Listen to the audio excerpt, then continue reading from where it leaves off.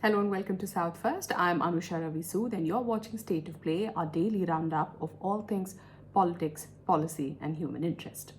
Wednesday was a day of legal suits for Tamil Nadu. Two different cases, two different courts. While the Tamil Nadu government moved Supreme Court against the union government in one instance, in another instance, it was a setback to the MK Stalin government when the Madras High Court, in a late evening hearing, decided to put on stay one of the 10 laws that the Tamil Nadu government went ahead and notified as acts despite not receiving assent from the governor or the president. Well, I'm sure you do remember this very recent case, a landmark judgment of the Supreme Court when it said that governors and presidents should work within a set timeline and act on bills. This came after Tamil Nadu had approached the Supreme Court accusing Tamil Nadu Governor R.N. Ravi of sitting on bills for prolonged periods of time without acting on them. The Supreme Court, in a landmark judgment, set a timeline within which the governors have to act on bill, either give their assent to it or reject them and send it back to the assembly or forward it to the president for assent. While giving this landmark judgment, the Supreme Court also held 10 long pending bills that were passed in the Tamil Nadu Assembly as deemed cleared or deemed assent given by the governor. Although R.N. Ravi had not given his assent to the bills, the Supreme Court deemed them clear. Following which, the Tamil Nadu government notified these bills in the State Gazette, officially making them laws. This was unprecedented. This was the first time in India that a state was notifying laws without actually receiving assent from the governor or the president. President Draupadi Murmu has now written to the Supreme Court asking the Supreme Court 10 constitutional questions, basically raising questions on the constitutional validity of the Supreme Court's order fixing a timeline within which governors and the president is expected to act on bills. Well, that is a story for another day. Let's get back to what happened in the Madras High Court and why it was peculiar. So the Madras High Court, in a very rare move, heard a PIL late on Wednesday evening. It was around 6 o'clock when this PIL even came up. Most often than not, courts don't entertain PIL at this time. However, the Madras High Court did take up this PIL, compelled the government's advocates to make their arguments, and within a few minutes of arguments, the court decided to put on hold, or rather order a stay on one particular bill, a bill that is now an act thanks to the Supreme Court's verdict from earlier this year. This particular act shifts the responsibility or powers rather of appointing vice chancellors to state-run universities from the governor to the state government. As you would have guessed by now, this was one of the 10 bills over which the Tamil Nadu government had approached the Supreme Court, and the Supreme Court had given its order of fixing a timeline for governors to work with.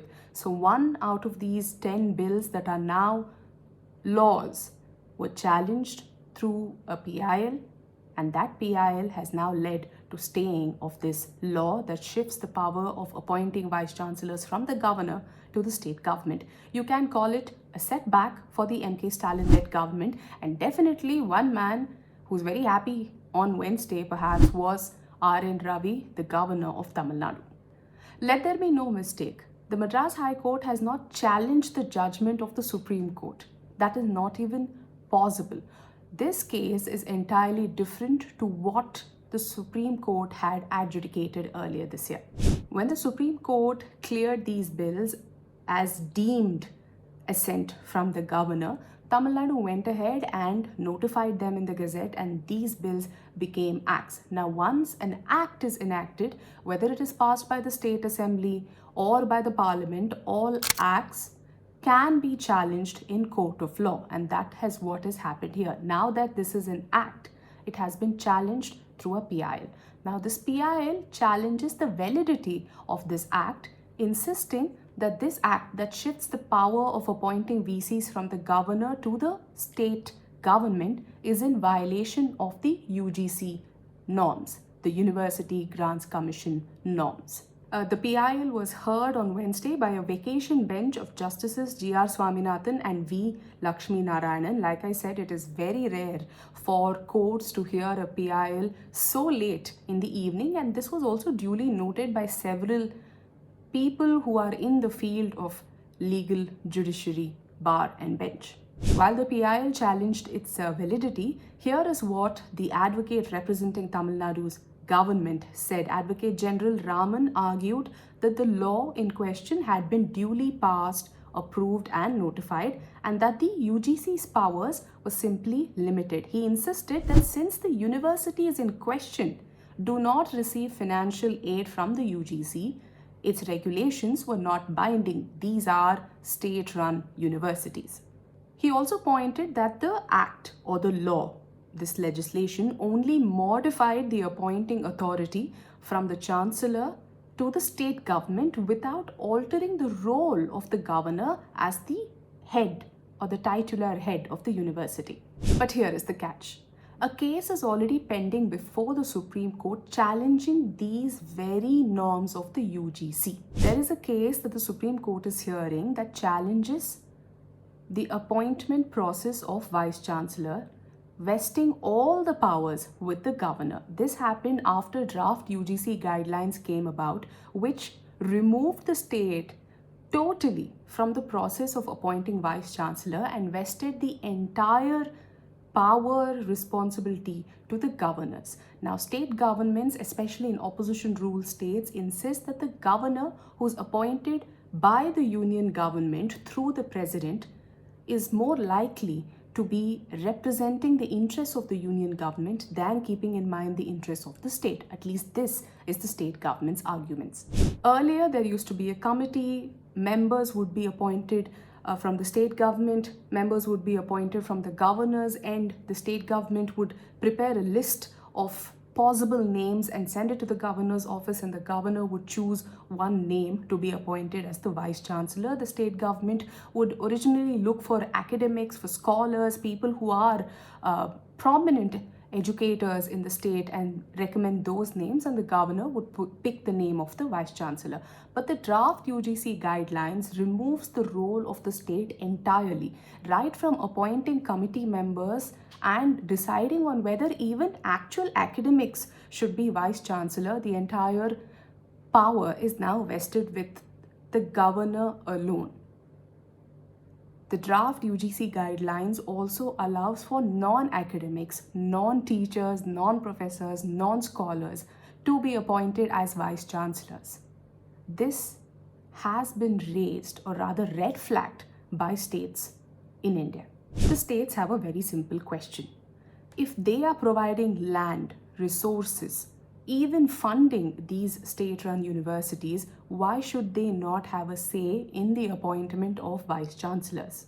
This wasn't the only case that Tamil Nadu was embroiled in on Wednesday. Like I said, in the Supreme Court, there was a different case altogether. This time, the Tamil Nadu government was taking, or rather dragging, the union government to court over not releasing funds, more than 2,000 crore rupees under the Samagra Shikshana scheme.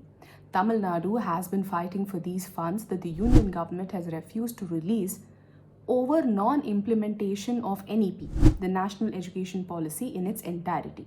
Now, Tamil Nadu's stance is that the NEP innately mandates a three-language policy, while Tamil Nadu has, as a state policy, a two-language policy, and Tamil Nadu cannot implement NEP in its entirety because it wants to go ahead with the two-language policy. In its petition in court, Tamil Nadu has said that although money has been earmarked for Tamil Nadu, and this is a center-state scheme, which means there is funding from the center, there is also funding from the state, depending on the ratio of share. Tamil Nadu has insisted that the union government, although has earmarked money for Tamil Nadu's Samagra Shikshana scheme, has refused to transfer it to the state, holding it ransom of sorts for not implementing NEP and PM Shri. Tamil Nadu insists that the funds that are supposed to be released under the Samagra Shikshana scheme are not tied to these two schemes, NEP or PM Shri, and the state that rightfully deserves its share should not be deprived. The case is yet to be heard by the court. From the looks of it, it seems even the Madras High Court's order staying this law that shifts the responsibility or the powers of appointing vice chancellors for state-run universities from the governor to the state government is all set to be challenged in the Supreme Court by Tamil Nadu. This is far from over, and we at South First will keep a very close tab. Thank you for watching State of Play. Do stay tuned for our next episode.